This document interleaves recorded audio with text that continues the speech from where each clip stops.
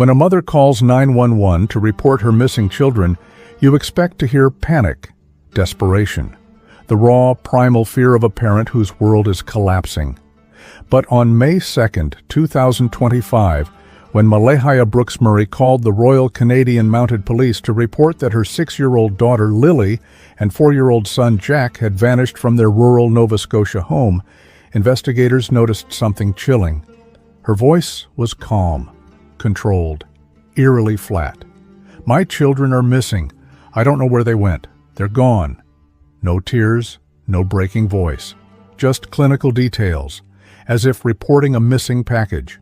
Meanwhile, her partner, Daniel Martell, recounted to officers with unnerving precision exactly what the children were wearing, clothes he claimed he never saw them in that morning.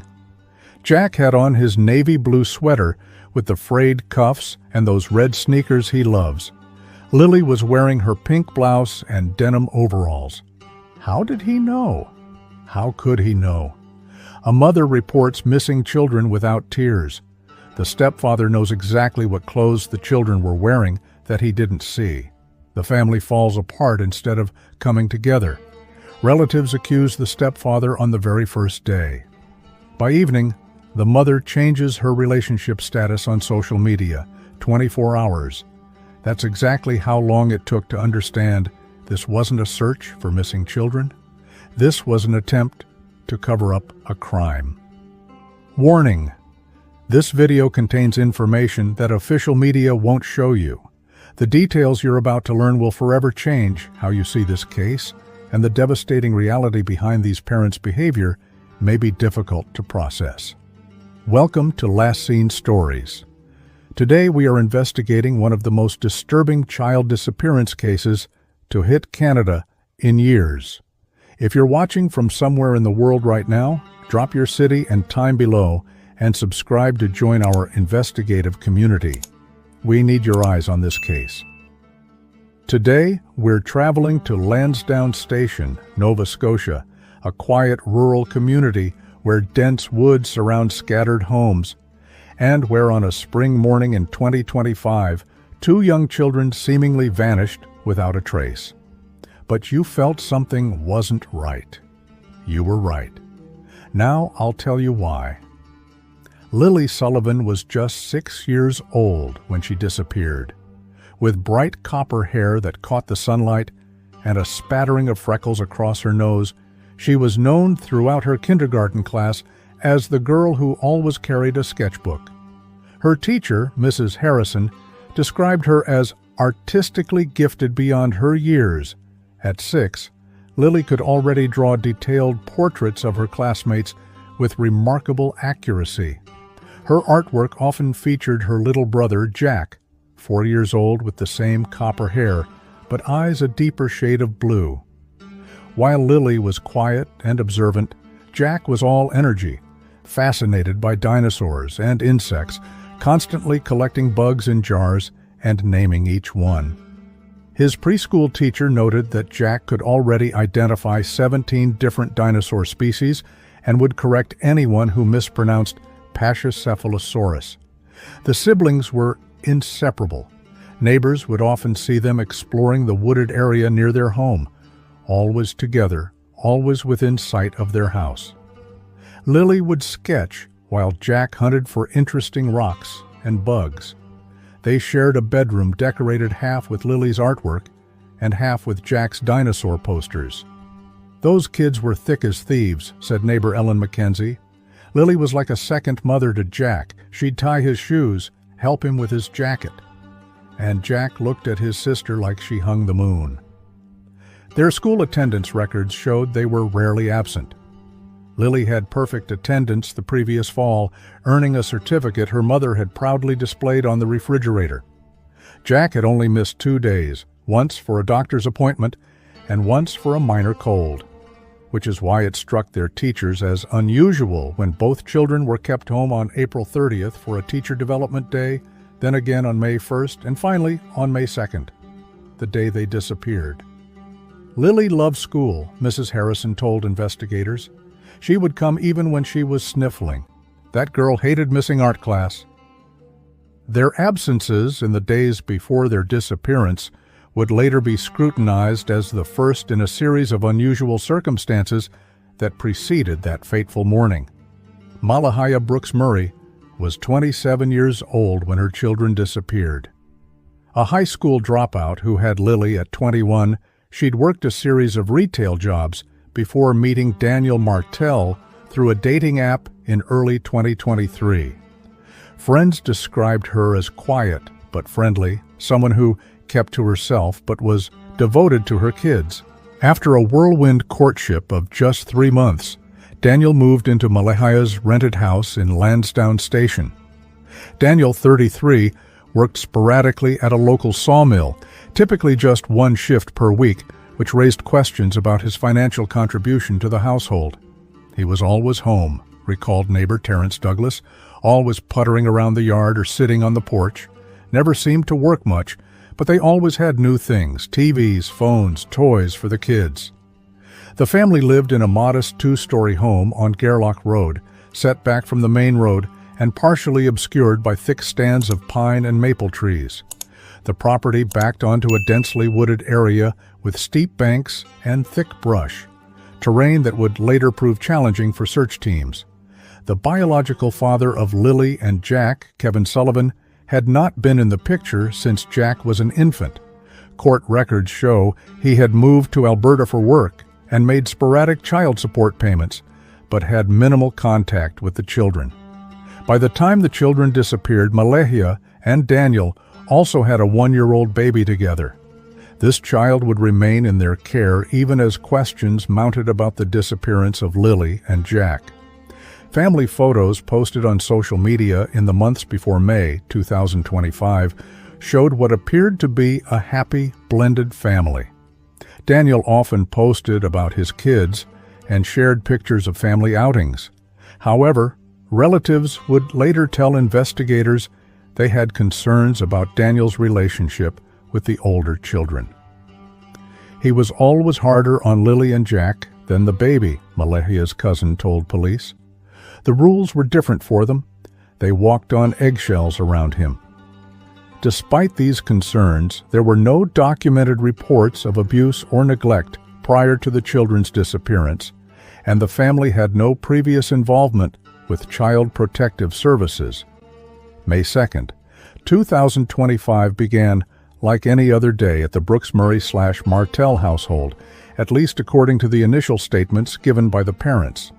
6:30 a.m. Daniel Martell claimed he woke up first and checked on the baby, who was still sleeping. He said he then went downstairs to make coffee and noticed nothing unusual. 7:15 a.m.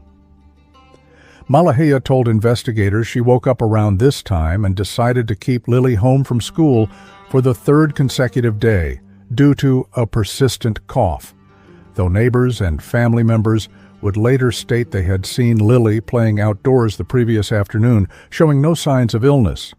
7:45 a.m. Both parents claimed they were in their bedroom with the baby when Lilly came in several times asking for breakfast and to watch TV. Jack was allegedly heard moving around in the kitchen. 8:30 a.m. This is when both parents claimed they realized the children were no longer in the house.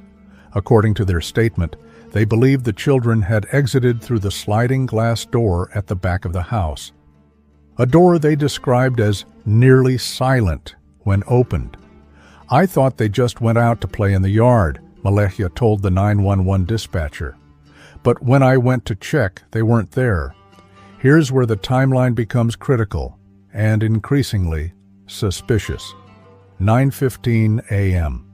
Nearly 45 minutes after allegedly discovering the children missing, Daniel Martell claimed he began searching nearby roads, culverts, and the edge of the forest.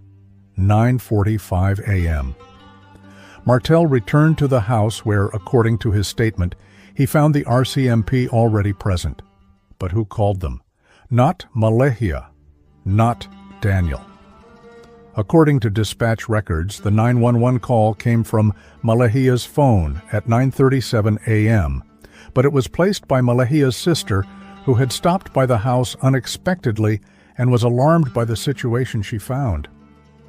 They were just sitting there, the sister later told investigators. Malehia was feeding the baby, and Daniel was on his phone. When I asked where the kids were, they said they'd been looking but couldn't find them. I couldn't believe they hadn't called police yet. 10 a.m. The children were officially reported missing, and the RCMP issued a public notice requesting information. 12:25 p.m. The RCMP issued a public notice asking for information and stating they believed the children had wandered away from their home. At this point, there was no official evidence suggesting abduction. 4:55 p.m. The RCMP provided an update, confirming the search was ongoing and asking the public to avoid the area. A vulnerable missing persons advisory was issued for Pictou County. By evening, over 100 volunteers had joined the search, combing the dense woods and checking abandoned buildings in the area. The search would continue through the night and into the following days. But already, in those first crucial hours, something didn't add up. The 911 call made on the morning of May 2nd remains one of the most troubling elements of this case. What makes it particularly disturbing isn't what was said, but how it was said. When analyzing the recording, the first thing investigators noticed was that it wasn't even placed by Malehia or Daniel.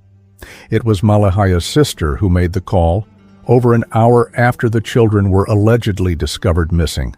She expressed shock that nobody had contacted authorities yet, despite the children having been gone for what was approaching 75 minutes.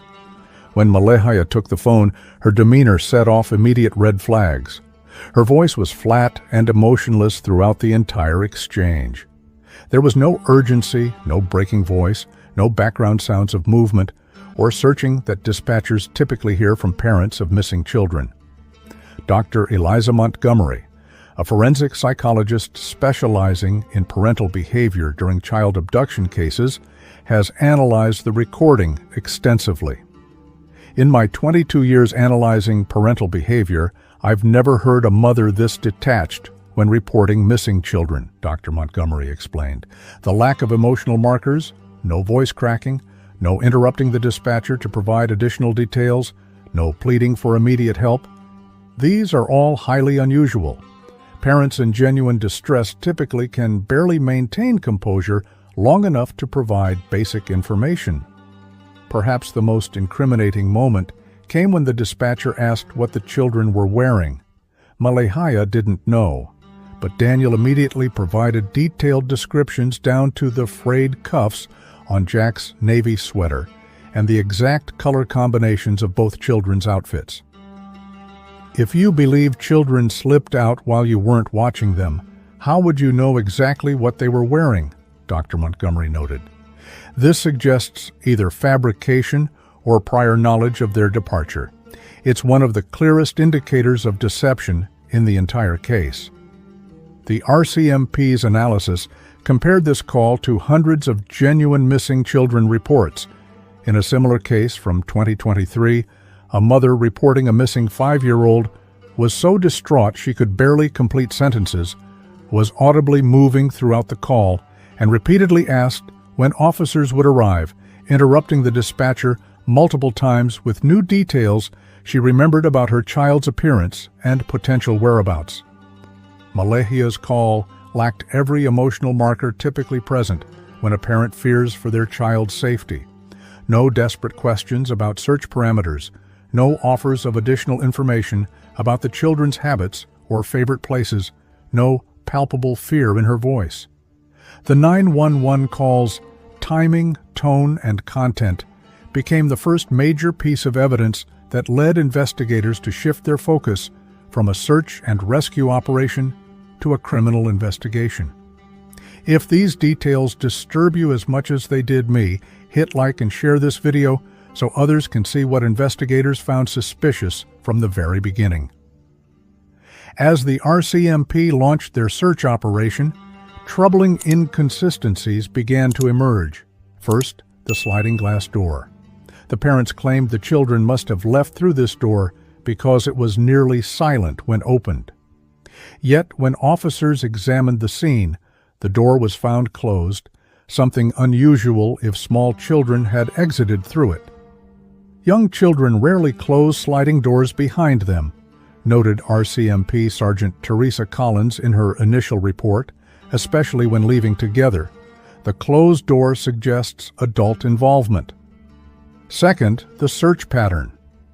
When Daniel Martell showed officers where he had allegedly searched for the children, his route avoided the most obvious areas a parent would check, the areas closest to the home where young children would typically play. He led us down the road and to some drainage ditches, one officer noted, not to their favorite play spots or to neighbors' homes. It was as if he was intentionally leading us away from the property. Third, and perhaps most disturbing, was the family's fragmentation. In most missing children cases, extended family rally together, setting up search headquarters, making calls, distributing flyers. But in this case, the family splintered almost immediately. By noon, Malehia's mother and sisters were openly questioning Daniel's account. By 2 p.m., they were separately telling officers they believed he was involved.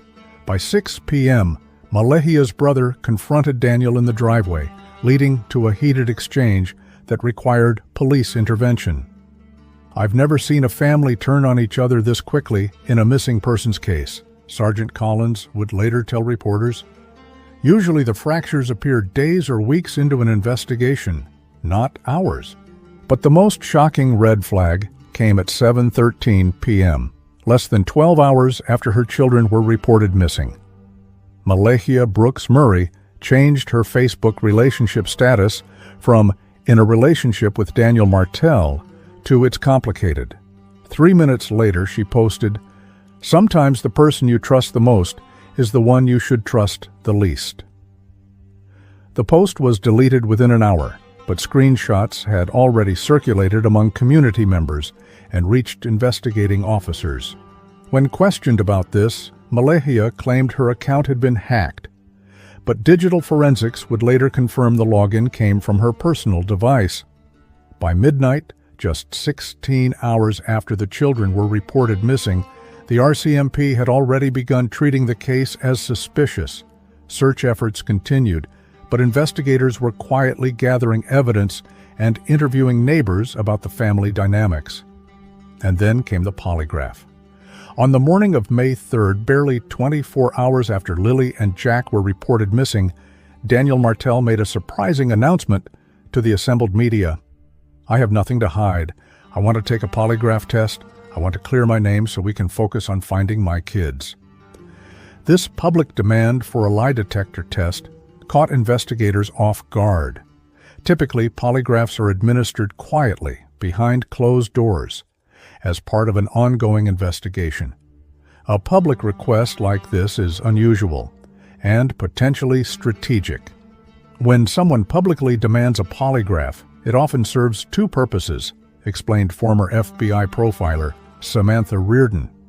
It creates the appearance of cooperation while actually delaying the investigative process. Arranging a polygraph with an external expert takes time that can be used to refine a false narrative. Nevertheless, the RCMP arranged for a polygraph examination later that same day. While the full questions and results remain confidential, sources familiar with the investigation revealed that Martell was asked about his knowledge of the children's whereabouts, his activities during the morning of May 2nd, whether he had ever physically harmed Lilly or Jack, if he knew how the children left the home, if he was being truthful about the timeline of events. The examination reportedly lasted over 3 hours, significantly longer than the typical 90-minute session. Experts note that prolonged polygraph sessions often indicate that the examiner is detecting deception and asking follow-up questions to clarify responses. After the test, Daniel Martell emerged looking visibly strained. He made no statement to the waiting press, instead getting into a police vehicle that drove him back to the search area. The RCMP never publicly released the results of the polygraph, but their actions in the hours that followed spoke volumes. The focus of the investigation shifted dramatically, with officers returning to the family home with forensic teams and cadaver dogs. A polygraph isn't admissible in Canadian courts, noted legal analyst Marcus Harding, but it's an invaluable investigative tool. If inconsistencies are detected, it tells investigators where to focus their resources. While Daniel publicly maintained that he had passed the polygraph, former investigator Reardon pointed out, "There's no passing a polygraph. There are only consistent or inconsistent responses, and the actions of the RCMP following Martell's examination strongly suggest they detected significant inconsistencies." Within hours of the polygraph, the RCMP expanded their search to include nearby waterways, a telling shift that suggested they were no longer looking for living children, but rather potential disposal sites. The public, meanwhile, began to notice these shifts in the investigation, and opinions about Daniel Martell's voluntary polygraph began to shift as well. In the days following the disappearance, both parents gave media interviews, and their behaviors raised even more red flags for behavioral analysts. Daniel Martell's television appearances were particularly revealing.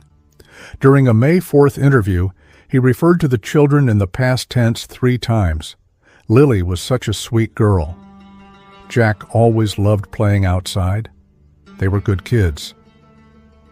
When the interviewer pointed this out, Martell quickly corrected himself, but the damage was done. Parents of missing children typically insist on present tense, maintaining hope even against overwhelming odds. His body language also told a story. Former FBI body language expert Craig Silverstein noted, "He displayed what we call duping delight, slight smiles at inappropriate moments. This often indicates someone is pleased with their ability to deceive others." Malahia's behavior was equally concerning. In her only televised appeal on May 5th, she read from what appeared to be prepared notes, with minimal emotion and no spontaneous comments about her children. "If anyone has seen Lilly and Jack, please contact the authorities. They are missed." Dr. Montgomery, the forensic psychologist, observed, "There were no personal details, no "I love you," no promises to find them. It was as if she was reading a weather report, not begging for the return of her children." By May 6th, Malahia had left the search area entirely, relocating to stay with family in Colchester County, an unusual move for a mother of missing children who typically remains at the search site regardless of circumstances. Perhaps most telling was the complete communication breakdown between the parents. According to multiple witnesses, Malahia and Daniel stopped speaking to each other entirely by the second day of the search, communicating only through intermediaries. "In cases where parents are innocent, they cling to each other," explained Dr. Montgomery. "Even divorced or separated parents typically unite in crisis. This immediate fracturing strongly suggests mutual suspicion or knowledge of wrongdoing. This behavior stands in stark contrast to typical parents of missing children, who often become inseparable during searches, supporting each other through the trauma.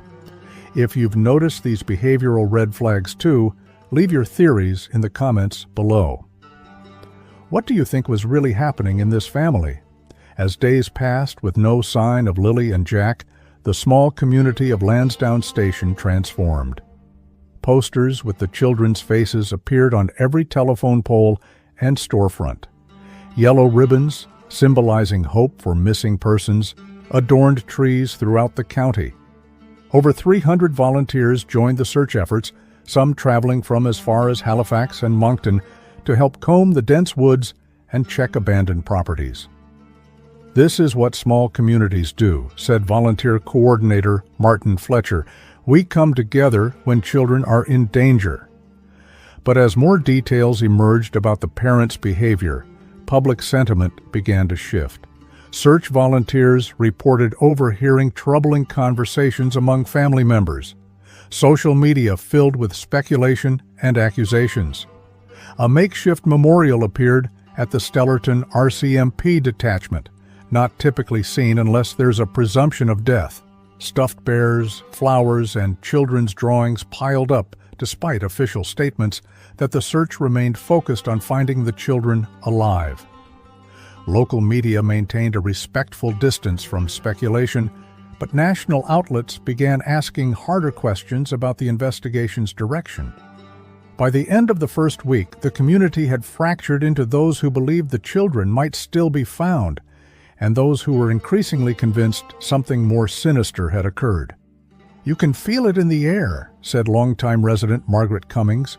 "People are angry. They want answers. These beautiful children didn't just vanish."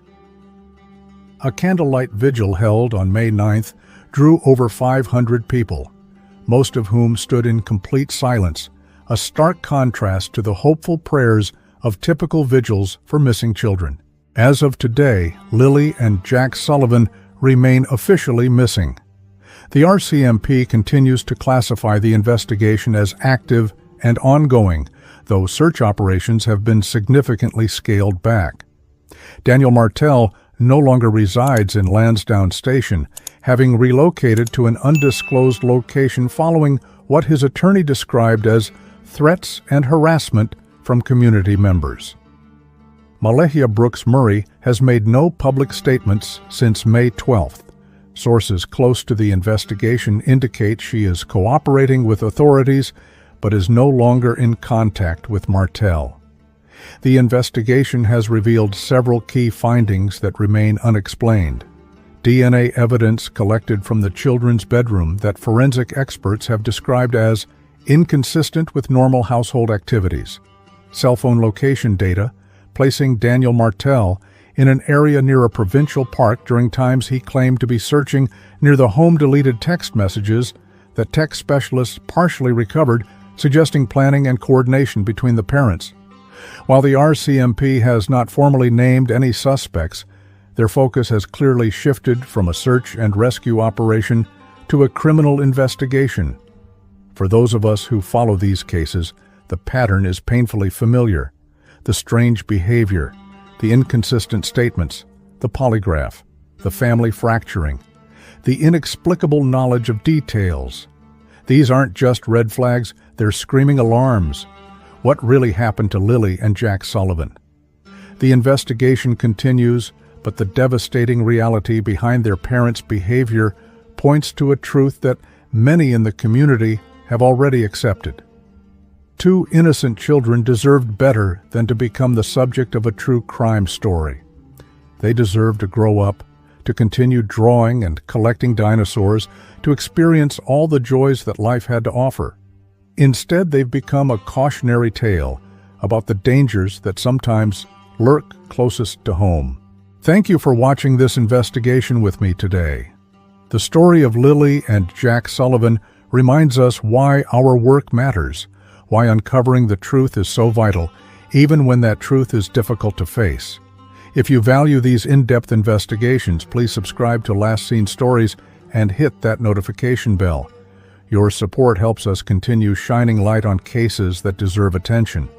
What do you think happened to Lilly and Jack? Share your theories in the comments below and let me know which case you'd like me to cover next. Until next time, this is Last Seen Stories, reminding you that the truth is always worth finding, no matter how dark the path may be.